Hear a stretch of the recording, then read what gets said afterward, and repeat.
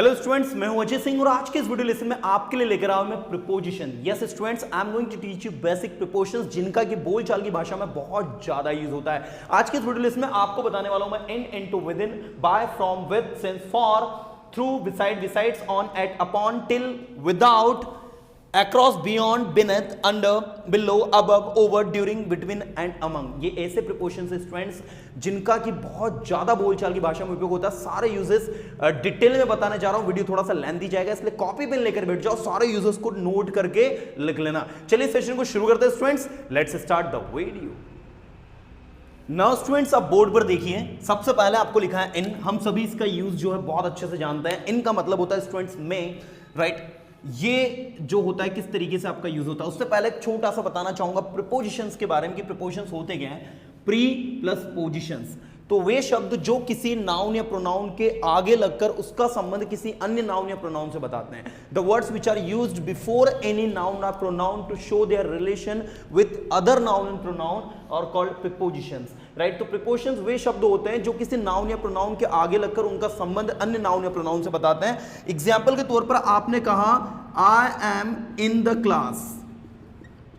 जब आपने इस सेंटेंस को कहा I am in the class, तो यहां पर आई का संबंध किससे है? क्लास से है। अगर इस सेंटेंस में आप इन प्रीपोजिशन को नहीं लगाते हैं स्टूडेंट्स, तो आपका सेंटेंस होगा I am the class, which is not possible.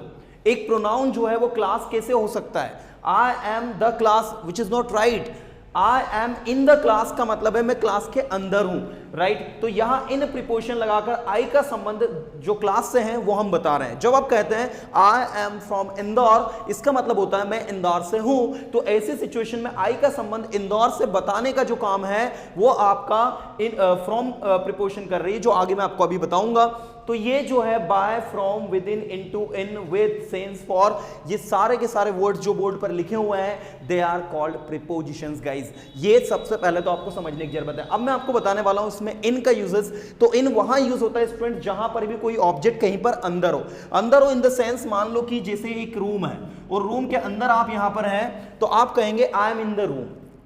और अगर इस रूम से आप बाहर चले गए तो बाहर जाने को कहते हैं मैं रूम से बाहर गया, तो इसका अपोजिट हो जाता आउट ऑफ, ठीक है।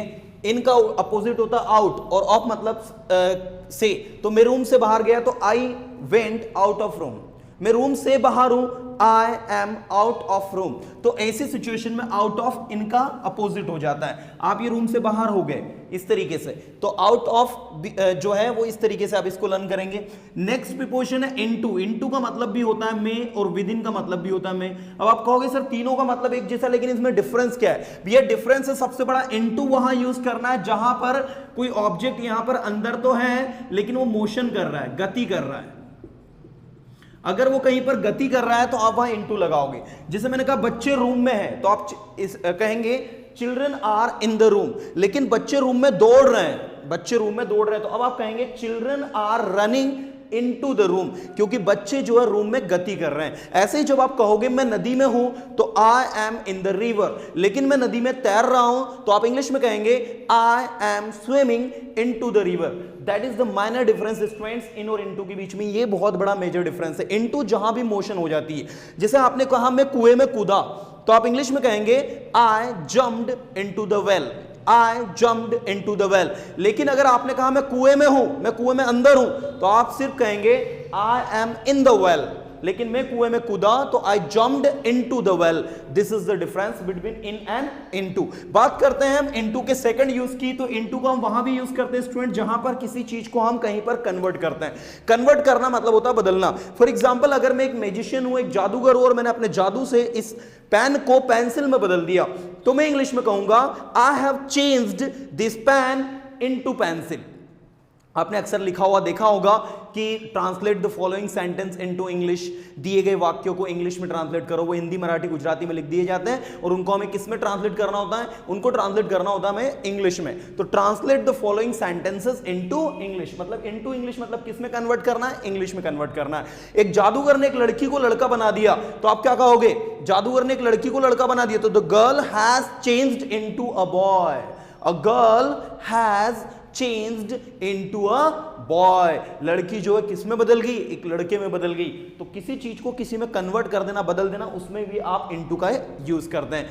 तीसरा विद इन का यूज होता है स्टूडेंट जहां पर टाइम ड्यूरेशन की हम लोग बात करते हैं। टाइम ड्यूरेशन की बात करते हैं मतलब कि मैं लिख देता हूं यहां पर टाइम ड्यूरेशन के साथ में आपको जो है विद इन का यूज करना है। जब आप कहोगे 2 दिन के अंदर ये काम पूरा करो, complete this work with in 2 days, मुझे 10 दिन के अंदर रिजल्ट चाहिए भी, I want result with in 10 days, मुझे नहीं पता कैसे लाओगे आप, I don't know how will you get results but I want result with in 10 days, I want result with in 10 days. Guys ये ग्रामेटिकल चीजें नहीं है, ये चीजें प्रैक्टिकल यूजेस के बेसिस पर लर्न करने वाली है। जो मैं बोल रहा हूं उसको केयरफुली सुन लो, सारी चीज अपने आप समझ में आ जाएंगी, it's not a big deal. इसके बाद नेक्स्ट है बाय। बाय का मतलब क्या होता है ये समझेंगे आप। बाय का मतलब होता है सबसे पहले से, ठीक है, तीनों उम्मीद करता हूं समझ में आया होंगे आपको। बाय का मतलब होता है स्टूडेंट से पहला, दूसरा मतलब होता है बाय का के द्वारा, और तीसरा बाय का मतलब ये देखो बाय यहां लिखा है, तीसरा बाय का मतलब होता है तक। तो अभी ये बाय का तीसरा यूज मैं यहां पर इनको पढ़ाऊंगा तब बताऊंगा। अभी मैं बाय के 2 यूज बताऊंगा आपको, एक बताऊंगा से और दूसरा बताऊंगा के द्वारा में। तो से में तब आप यूज करते हैं जब आप मीन्स ऑफ ट्रैवलिंग की बात करते हैं। मीन्स ऑफ ट्रैवलिंग मतलब होते हैं स्टूडेंट यातायात के साधन। जितने भी यातायात के साधन होते हैं सबके साथ आपको बाय लगाना है। By train, by car, by bus, by aeroplane, you know जितने भी यातायात के साधन होते हैं, मीन्स ऑफ ट्रैवलिंग होते हैं, सबके साथ आप बाय लगाओगे। जैसे आपने कहा मैं यहाँ कार से आता हूँ, I come here by car. मैं यहाँ स्कूटी से आता हूँ, I come here by scooty. मैं यहाँ बाइक से आता हूँ, I come here by bike. मैं इंदौर कार से जाऊंगा, I will go to Indore by car. तो इस तरीके से आप मीन्स ऑफ ट्रैवलिंग के साथ में क्या लगाते हैं, बाय लगाते हैं। दूसरा बाय का यूज होता है के द्वारा के सेंस में। इसको आप स्टूडेंट यूज करते हैं पेसिव वॉइस में। पेसिव वॉइस में आप कैसे यूज करते हैं वो समझेंगे आप। यह काम मेरे द्वारा किया जाएगा, this work will be done by me. इस तरीके से आप जो है बाय को यूज करते हैं। सिंपल से यूजेस हैं। अभी मैं आपको इसके अंदर डीपली चीजें नहीं पढ़ा रहा हूं, प्रैक्टिकली स्पोकन में जहां यूज होता है वही चीज बता रहा हूं। फ्रॉम की बात करें तो फ्रॉम का यूज भी होता है से, और काफी सारे इसके यूजेस है। तो पहला यूज फ्रॉम का बताना चाहूंगा, जब कोई ऑब्जेक्ट कहीं से अलग होता है। पहला यूज है, बिल्कुल नोट करते चलना, कॉपी पेन लेकर बैठना। जब कोई ऑब्जेक्ट कहीं से अलग होता है वहां फ्रॉम लगता है। जैसे आपने कहा हुआ छत से कूदा, तो ही जम्प्ड फ्रॉम द रूफ, वह छत से कूदा। कूदा मतलब वो छत से क्या हो गया, अलग हो गया। तो ऐसी सिचुएशन में आप वहां पर फ्रॉम लगाएंगे। दूसरी बात, जब 2 टाइम को हमें बांधना हो, एडजस्ट करना हो, तो वहां भी फ्रॉम लगता है। जैसे मैंने कहा the class will start from 9 o'clock to 10 o'clock। तो याद रखना फ्रॉम के साथ में जब हम 2 समय को बांधते हैं, 2 प्लेसेस को बांधते हैं, तो इसके बीच में टू लगता है। जैसे मैंने कहा this train runs from Khandwa to Indore, this train runs from Khandwa to Indore. ये ट्रेन खंडवा से इंदौर के बीच चलती है। तो इस तरीके से फ्रॉम के साथ में टू लगेगा। लेकिन अगर आपने बिटवीन लगा दिया कि this train runs between Khandwa and Indore, तो बिटवीन के साथ में एंड लगता है। बिटवीन भी आपका एक प्रीपोजिशन है जो मैंने यहां लिखा नहीं है। बिटवीन इसके साथ में लगता है एंड, ठीक है। बिटवीन एंड अमंग, ये 2 भी मैं आज आपको पढ़ा दूंगा इस सेशन में। ये मैं इस पर लिख नहीं पाया, स्पेस नहीं था, दैट्स व्हाई। तो बिटवीन और अमंग ये अभी हम पढ़ लेंगे आगे। तो फ्रॉम के साथ टू लगता है और बिटवीन के साथ में एंड लगता है। ये आपको विशेष ध्यान देना है, ये क्वेश्चंस एग्जाम में बनते हैं।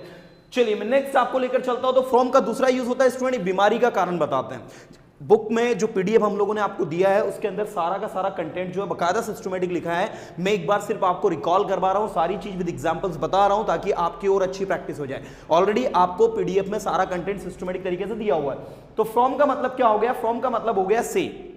जहां पर आप बीमारी का कारण बताते तो वहां भी, जैसे मैंने कहा उसके पापा जो है कोविड-19 से पीड़ित है, तो his father is suffering from कोविड-19। उसके पापा कैंसर से पीड़ित है, his father is suffering from cancer. In case मान लो किसी के फादर की डेथ हो गई तो इस फादर डाइड ऑफ लगेगा, ठीक है। अगर कोई बीमारी से पीड़ित है तो उसके आगे फ्रॉम लगता है, लेकिन अगर किसी की डेथ हो जाती है तो डाई ऑफ कैंसर होता है। Suffering from cancer and die of cancer, ये थोड़ा सा विशेष ध्यान देना। अगर डेथ हो गई तो ओ एफ ऑफ लगेगा, ठीक है। और अगर कैंसर से पीड़ित है तो वहां पर क्या लगाना है आपको, फ्रॉम लगाना है। ये विशेष ध्यान आप लोगों को देना है। तो फ्रॉम के ऐसे 2, 3, 4 यूजेस होते हैं। नेक्स्ट है आपका विथ। विथ का मतलब क्या होता है स्टूडेंट्स, विथ मतलब भी होता है से, और दूसरा मतलब आप सबको पता है के साथ। अब से के अर्थ में ये भी होता है, ये भी से का मीनिंग देता है, ये भी से का मीनिंग देता है, और थ्रू का मतलब भी से होता है। तो काफी सारे से हैं। देखिए बाय का मतलब भी से, फ्रॉम का मतलब भी से, विथ का मतलब भी से, सिंस का मतलब भी से, फॉर का मतलब भी से, थ्रू का मतलब भी से, but all these says are having different uses, right, जो आपको सीखने हैं। तो जब बात हम विथ की करते हैं तो विथ का उपयोग होता है स्टूडेंट जब भी आप किसी टूल या इक्विपमेंट की हेल्प से काम करो। जैसे मैं मार्कर पेन से लिखता हूं तो इंग्लिश में बनेगा I write with marker pen. English में आपको कहना होगा I write with marker pen, ठीक है। जैसे आपने कहा मैंने वीडियो कैमरे से शूट किया तो आई shot my video with camera. I shot my video with camera बोलोगे, फ्रॉम कैमरा नहीं बोलेंगे आप। तो जब भी किसी सोर्स से या फिर जब भी किसी इक्विपमेंट की हेल्प से आप कोई काम करते हैं तो वहां पर आपको विथ लगाना होता है, विशेष ध्यान देना है। मुझे पेन से लिखना पसंद है, पेंसिल से लिखना पसंद नहीं है। I like to write with pen, I don't like to write with pencil. From मत बोल देना, यहां पर गलती कर बैठोगे तो वहां विथ लगता है। आपने कहा मैंने सांप को लाठी से मारा, तो I killed the snake with stick. I killed the snake with stick, from stick नहीं बोलोगे, विथ स्टिक आपको बोलना होगा। इसके बाद है के साथ का यूज तो सबको पता है, मैं रोहन के साथ वहां जाता हूं, आई गो देयर विथ रोहन। इसके बाद है सिंस और फॉर, तो सिंस और फॉर के यूजेस आपको अच्छे से पता है। पॉइंट ऑफ टाइम के साथ में सिंस लगाते हैं, पीरियड ऑफ टाइम के साथ में फॉर लगाते हैं। Since morning, since evening, since afternoon, since 2 o'clock, since Sunday, since Monday, since Tuesday, इनके सबके साथ सिंस लगता है जो पॉइंट ऑफ टाइम होता है। पीरियड ऑफ टाइम के साथ में फॉर लगता है, जैसे 2 घंटे, 2 दिन, 10 दिन, 15 दिन, 2 महीने, 2 साल। जैसे आपने कहा मैं 4 दिन से या मैं 6 दिन से वहां जा रहा हूं, तो I have been going there for 6 days। लेकिन मैं वहां 25th of March से जा रहा हूं, तो I have been going there since 25th March। तो इस तरीके से आप सिंस का यूज जो है डेट के आगे कर रहे हैं, एग्जैक्ट डेट के आगे, और फॉर का उपयोग जो आप टाइम बता रहे हो उसके आगे कर रहे हैं। तो ये फर्स्ट जो कॉलम मैंने आपको एक्सप्लेन किया, जिसमें मैंने आपको 8 प्रोपोर्शन अभी समझाई। फर्स्ट है in, into, within, second है by, from, with, and third है since and for. Let's move on to the next. Now students, अब जो नेक्स्ट प्रीपोजिशन है वो आपकी है थ्रू। अब थ्रू का हम लोग सबसे पहले तो करेक्ट प्रोनाउंसिएशन देंगे। इसको प्रोनाउंस हम लोग थ्रू करते हैं, कुछ लोग इसको थ्रो प्रोनाउंस करते हैं, थ्रो नहीं होता ये, इट्स अ थ्रू, राइट। तो थ्रू का मतलब होता है किसी भी सोर्स से आपको कोई चीज पता चली। जैसे आपने कहा, मैंने कहा ये न्यूज आपको कैसे पता चली, so I got this news through TV news channel. तो थ्रू टीवी न्यूज चैनल मतलब टीवी न्यूज चैनल से आपको मुझे न्यूज पता चली, पहला यूज थ्रू का, राइट। सेकंड, जब आप कहीं से अंदर से जा रहे हो, लाइक जैसे आपने कहा कि हम एक जंगल से होकर गुजरे, सो आप इंग्लिश में कहेंगे we passed through a forest, right. क्योंकि वो जंगल के अंदर से आप गए, किसी चीज के अंदर से होकर जब आप जाते हैं तो वहां पर भी आप थ्रू का यूज करते हैं। जैसे आपने कहा मैं विंडो से बाहर गया, तो I went through a window, I went out through a window. मैं बाहर गया थ्रू अ विंडो, एक विंडो से बाहर गया, मतलब उस विंडो से होकर मैं गुजरा। तो ऐसी सिचुएशन में वहां पर आप थ्रू का यूज करते हैं स्टूडेंट्स। ऐसे 2 इसके यूजेस है, सिंपल। इसके बाद है बिसाइड। बिसाइड का मतलब होता है के बाजू में, के बगल में, और जब इसमें एस लग जाता है तो इसका मतलब हो जाता है अपार्ट फ्रॉम, एक्सेप्ट, जिसका मतलब होता है के अलावा, को छोड़कर, के अलावा, को छोड़कर, ठीक है। अब बिसाइड का यूज देख लीजिए। जिसे मैंने कहा मेरे घर के बाजू में एक मंदिर है, तो there is a temple beside my house, there is a temple beside my house. तो बिसाइड माय हाउस मतलब मेरे घर के बाजू में, और रोहन को छोड़कर आज सभी उपस्थित है, तो everybody is present today besides Rohan, और you can say besides Rohan everybody is present today. आप इसको सेंटेंस के लास्ट में या फिर सेंटेंस के बिगिनिंग में कहीं भी यूज कर सकते हैं, बट बिसाइड के जस्ट बाद जिसको छोड़कर की बात कर रहे हो वो जरूर लगाना है आपको। इस क्वेश्चन को छोड़कर मैंने सारे क्वेश्चन हल किए, सारे क्वेश्चन सॉल्व किए। I solve all the question besides this, except this, except this, apart from this. तो apart from, except and besides, तीनों का मतलब होता है स्टूडेंट्स के अलावा, को छोड़कर। बहुत अच्छी प्रीपोजिशन है, बिल्कुल याद रखेंगे। ऑन, एट और अपॉन, ये तीनों को आप बहुत अच्छे से ध्यान देंगे। इन तीनों का मतलब होता है स्टूडेंट्स पर, बट तीनों के यूजेस अलग अलग हैं। ऑन का उपयोग होता है जहां पर कोई ऑब्जेक्ट पूरी तरह स्थित हो। जैसे आपने कहा मैं स्टेज पर हूं, तो I M on the stage. तो और कोई ऑब्जेक्ट अगर पूरी तरह स्थित नहीं हो, जैसे आप जब चेयर पर बैठते हैं तो आपके लेग्स जो है नीचे जमीन पर टिके हुए होते हैं, तो आप क्या कहेंगे, मैं चेयर पर हूं, तो I M at the chair, right. इसी तरीके से ऑन और एट के यूजेस हैं। और ऑन का उपयोग डे और डेट के साथ भी यूज होता है, ये भी थोड़ा सा विशेष ध्यान देंगे। डे और डेट के साथ में हमेशा याद रखना है आपको ऑन लगाना है। जैसे मैं वहां संडे को जाऊंगा, I will go there on Sunday, भले ही इसमें पर नहीं आ रहा है, पर बट याद रखना है आपको कि ऑन का उपयोग वहां पर होगा। जैसे मैं आपने डेट के केस में भी कहा कि मैं उससे 23rd ऑफ अप्रैल को मिला, मैं उससे 23rd ऑफ अप्रैल को मिला, चूंकि अभी 23rd ऑफ अप्रैल आया नहीं, सॉरी चला गया पीछे, तो आपने कहा मैं उससे 23rd ऑफ अप्रैल को मिला, so I met him on 23rd of April, right. तो डेट के आगे हमेशा याद रखेंगे आप लोग, डेट के आगे आपको ऑन लगाना है और डे के आगे भी आपको इसी तरीके से ऑन लगाना है, राइट। ये छोटे छोटे यूजेस जो आपको पता होना चाहिए। इसके बाद है एट। एट का उपयोग करते हैं हम लोग स्टूडेंट्स टाइम के आगे। इसके तो काफी सारे यूजेस है, जो बुक का पीडीएफ है उसके सारे यूजेस अब मैं चाहता हूं डिटेल अच्छे से पढ़ लेना। एट के तो बहुत सारे यूजेस है, टाइम के साथ लगता ही है, जैसे मैं आपसे 9 बजे मिलूंगा, I will meet you at 9 o'clock, I will meet you at 9 o'clock, मतलब मैं आपसे 9 बजे मिलूंगा। तो इस तरीके से आप एट का यूज करते हैं। दूसरा, जब आप छोटे के सापेक्ष बड़े की बात करें तो बड़े के आगे इन, छोटे के साथ आगे एट। जैसे मैंने कहा Gandhi ji was born at Porbandar इन गुजरात, तो पोरबंदर क्या है, छोटा एक शहर है गुजरात के अंदर, तो आपने वहां पर एट पोरबंदर इन गुजरात यूज किया, ये भी आप विशेष ध्यान देंगे, राइट। चलिए अपॉन की बात करते हैं, तो अपॉन एंड ऑन टू, आपने देखा होगा इनटू में मोशन हो रही थी, ऐसे ही ऑन टू में भी क्या होगा भाई, मोशन होगी, लेकिन इसमें में मोशन हो रही थी, इसमें पर मोशन होगी। जैसे आपने कहा बच्चे पेड़ पर चढ़ रहे हैं, तो आप इंग्लिश में कहेंगे children are climbing on to the tree, ये children are climbing upon the tree. बिल्ली जो है टेबल से चेयर पर कूदी, टेबल से चेयर पर कूदी, चेयर में नहीं कूदी, चेयर में कूदी थी तो इनटू आता, कुएं में कूदी थी तो इनटू आता, लेकिन चेयर पर कूदी तो आप बोलेंगे the cat jumped on to the chair, upon the chair, दोनों यूज कर सकते हैं आप। तो इस तरीके से जहां पर मोशन हो रही है, पर मोशन के सेंस में आप लोग जो है वहां पर अपॉन या फिर ऑन टू का यूज करते हैं।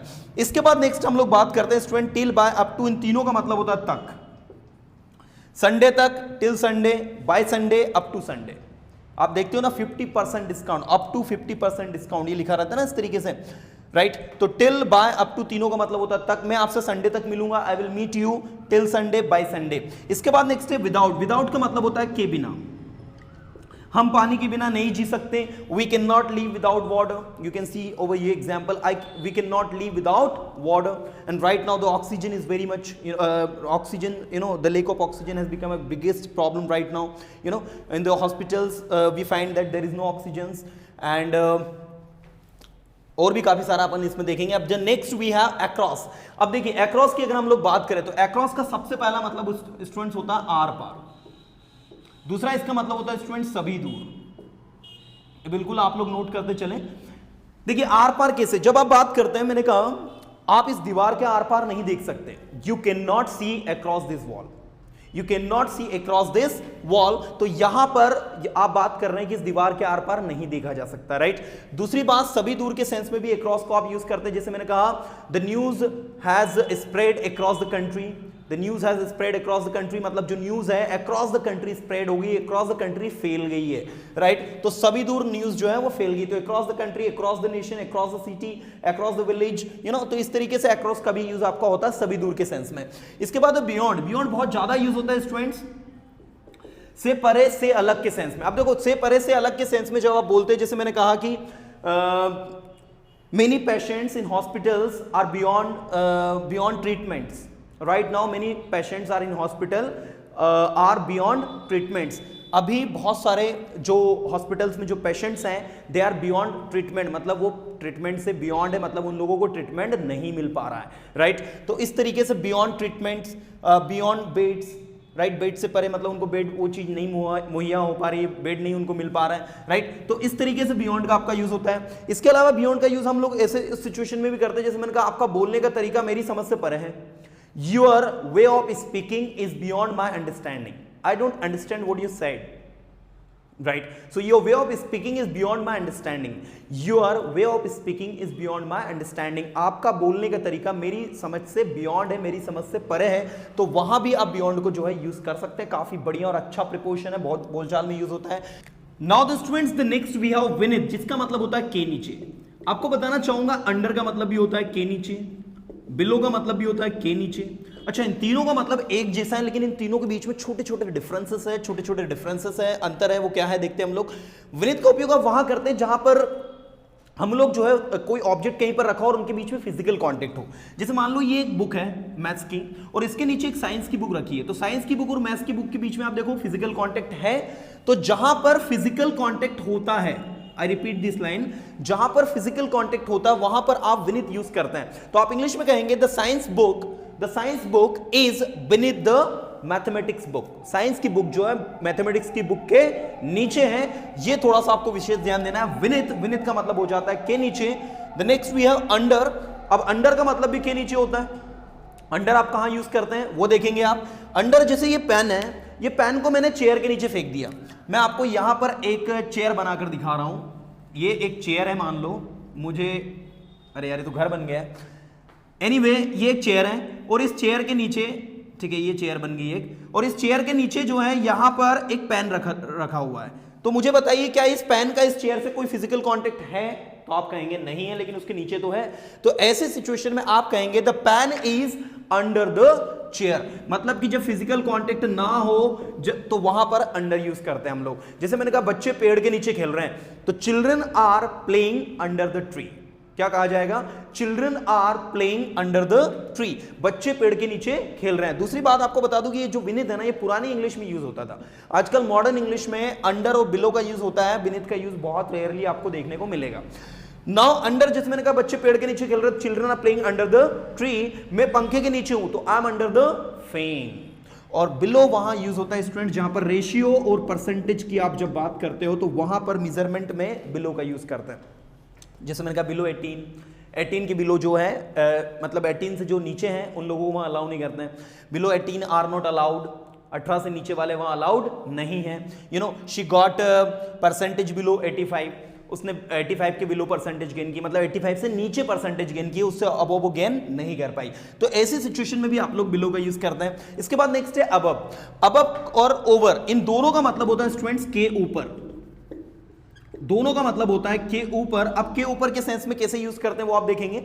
जैसे मैंने कहा जब ज्यादा डिस्टेंस होता है, जैसे मैंने कहा एक प्लेन हमारे ऊपर उड़ रहा है, तो प्लेन का और हमारे बीच में जो डिस्टेंस है वो बहुत ज्यादा है, और प्लेन कहीं भी हो सकता है, एग्जैक्ट तो हमारे ऊपर है नहीं। जब एग्जैक्ट हमारे ऊपर होता है तो ऐसी सिचुएशन में ओवर आता है। और जब फिजिकल कांटेक्ट भी, जब डिस्टेंस जो वो भी कम हो, कम डिस्टेंस है और जस्ट हमारे ऊपर कोई चीज है तो ओवर आएगा। जैसे आपके ऊपर जस्ट पंखा है तो fan is running over us, हमारे ऊपर एक पंखा चल रहा है तो जस्ट हमारे ऊपर चल रहा है और कम डिस्टेंस पर भी है, तो आप कहेंगे fan is running over us. लेकिन अब कहां यूज करेंगे कि हमारे ऊपर एक प्लेन उड़ के जा रहा है, हमारे सिर के ऊपर एक प्लेन उड़कर जा रहा है, तो plane is flying above our head, right. तो ये अबव और ओवर के बीच में एक छोटा सा डिफरेंस है। इसके अलावा जो रेशियो परसेंटेज होते हैं उनके साथ में अबव हमेशा लगता है, वहां ओवर नहीं लगाते आप लोग, लेकिन अक्सर हम लोग बोलते हैं ओवर एज। तो जब आप एज को बताते हैं, एज को शो अप करते हैं तो ओवर लगता है, वेट को भी ओवर वेट हो जाता है, अबव वेट नहीं होता कभी भी, है ना। तो ये जो थोड़ा सा आप लोग याद इस चीज को रखेंगे, तो ओवर जो है ये आपका प्रीफिक्स के रूप में भी काम करता है, जो कि वर्ड के साथ में लगकर नए नए वर्ड्स क्रिएट करता है। Over weight, over age, right, over react, you know. तो इस तरीके से कभी भी अबव रिएक्ट नहीं होता, है ना। ये थोड़ा सा आप लोग ध्यान देंगे कि वहां पर आपको ओवर लगाना होता है। तो स्टूडेंट्स अबव और ओवर के बीच में छोटा सा डिफरेंस ये है कि अबव का उपयोग होता है ज्यादा डिस्टेंस के लिए, ओवर का उपयोग होता है कम डिस्टेंस के लिए। अबव का उपयोग रेशियो और परसेंटेज के साथ में भी होता है, और ओवर का उपयोग जो होता है जब हम किसी से बातचीत करते हैं तो हम कहते हैं मैं आपसे लंच पर डिस्कस करूंगा, I will discuss with you over the lunch. Now I don't have time, I will discuss with you over the lunch. मतलब ओवर द लंच का मतलब होगा कि जब हम लोग लंच कर रहे होंगे उस टाइम पर मैं आपसे डिस्कस करूंगा। तो ओवरऑल हम लोगों ने सारे प्रिपोजिशंस देखे, 3 और बचे जो कि बहुत आसान है। ड्यूरिंग का मतलब हो जाता है के दौरान, बिटवीन का मतलब होता है के बीच में, जब दो के बीच की बात करेंगे। अमंग का मतलब भी होता है के बीच में, जब दो से ज्यादा की बात आप करते हैं तो वहां अमंग लग जाता है। ड्यूरिंग माई समर वेकेशंस, मेरी समर वेकेशंस के दौरान। During my summer vacations I would like to go to my uncle's home, मेरे समर वेकेशंस के दौरान मैं अपने अंकल के घर जाना चाहूंगा। During my 10th class I used to be very naughty, मेरी 10th क्लास के दौरान मैं बहुत ज्यादा नॉटी हुआ करता था, मस्तीखोर हुआ करता था, राइट। तो इस तरीके से ड्यूरिंग का उपयोग होता है during 10th class, during 12th class, during covid, during lockdown, you know. तो ऐसी सिचुएशन में आप ड्यूरिंग को यूज करते हैं। बिटवीन दो के बीच में, मैंने कहा there is a competition between Rohan and Sohan, तो रोहन और सोहन के बीच में क्या है भैया? प्रतियोगिता है। तो दो लोगों के बीच में प्रतियोगिता है, इसलिए बिटवीन लगा है। लेकिन मैंने कहा रोहन, सोहन और मोहन के बीच में प्रतियोगिता है, so there is a competition among Rohan, Sohan and Mohan, that is the exact use of among. So hope students कि आप लोगों ने जो है सारी चीजों को बहुत अच्छे समझा होगा। अगर नहीं फिर भी समझ में आया तो एक बार पूरे वीडियो को अगेन फिर से देख लेना, सारे कंटेंट के नोट्स बना लेना। दूसरी बात, जो लाइव क्लासेस पे 7:30 को शाम में ले रहा हूं उसके अंदर भी अगर कोई कंफ्यूजन है तो कमेंट करके मुझे बता देना, ताकि मैं वहां पर भी आपको सॉर्ट आउट करवा दूं। और वीडियो अच्छा लगा तो फटाफट लाइक करके वीडियो को शेयर कर दो, और आज के दिन एक दिन के लिए इस वीडियो को अपने स्टेटस पे रख लो, ताकि ज्यादा से ज्यादा स्टूडेंट्स इस वीडियो का फायदा उठा सके। उम्मीद करता हूं डियर स्टूडेंट्स बहुत अच्छा रहा होगा ये सेशन। फिर मिलता हूं नेक्स्ट वीडियो में कुछ अच्छे ऑथेंटिक कंटेंट के साथ में, तब तक के लिए tata bye, have a good day.